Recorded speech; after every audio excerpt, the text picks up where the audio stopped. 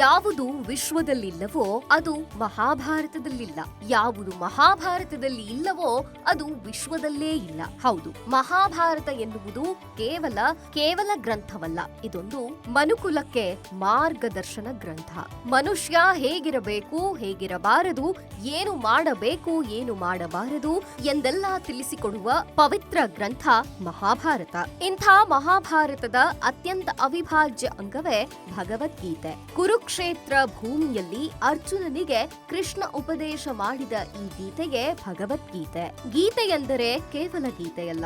ಕೃಷ್ಣನ ಮಾತುಗಳು ಕೇವಲ ಮಾತುಗಳಲ್ಲ. ಅದು ಕರ್ತವ್ಯ, ಭಯ, ಅಹಂಕಾರ, ಉದ್ದೇಶ, ಗೊಂದಲ ಹಾಗೂ ಶಾಂತಿಯ ಹುಡುಕಾಟದ ಬಗ್ಗೆ ಮನುಕುಲಕ್ಕೆ ಮಾರ್ಗದರ್ಶನ ಸೂಚಿಸುತ್ತದೆ. ಯುದ್ಧ ಭೂಮಿಯಲ್ಲಿ ಅರ್ಜುನನಿಗೆ ಗೊಂದಲ ಉಂಟಾದಾಗ ಶ್ರೀಕೃಷ್ಣ ಪರಮಾತ್ಮ ಹೇಳಿದ ಜೀವನ ಸಾರವೇ ಭಗವದ್ಗೀತೆ. ಭಗವದ್ಗೀತೆಯಲ್ಲಿ ಒಟ್ಟು 18 ಅಧ್ಯಾಯಗಳಿವೆ.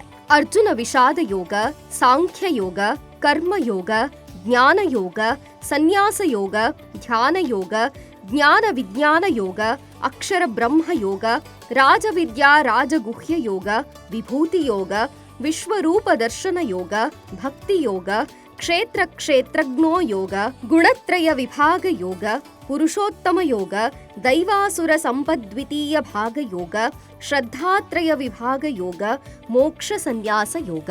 ಹೀಗೆ 18 ಅಧ್ಯಾಯಗಳನ್ನು ಭಗವದ್ಗೀತೆ ಹೊಂದಿದೆ.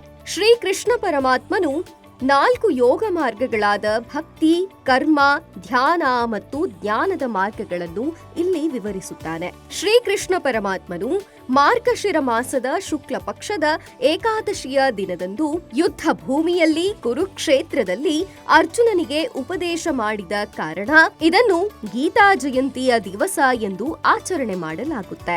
ಬ್ರಹ್ಮಾಂಡದ ಸಂಪೂರ್ಣ ಜ್ಞಾನವು ಗೀತೆಯಲ್ಲಿ ತುಂಬಿದೆ. ಅತ್ಯಂತ ಆಳವಾದ ಆದರೂ ಸರಳವಾದ ಭಾಷೆಯ ಮುಖಾಂತರ ಶ್ರೀಕೃಷ್ಣ ಸೌಂದರ್ಯ ಹಾಗೂ ಸರಳತೆಯನ್ನು ಇಲ್ಲಿ ಜ್ಞಾನದ ಮೂಲಕ ಪ್ರತಿಬಿಂಬಿಸಿದ್ದಾನೆ.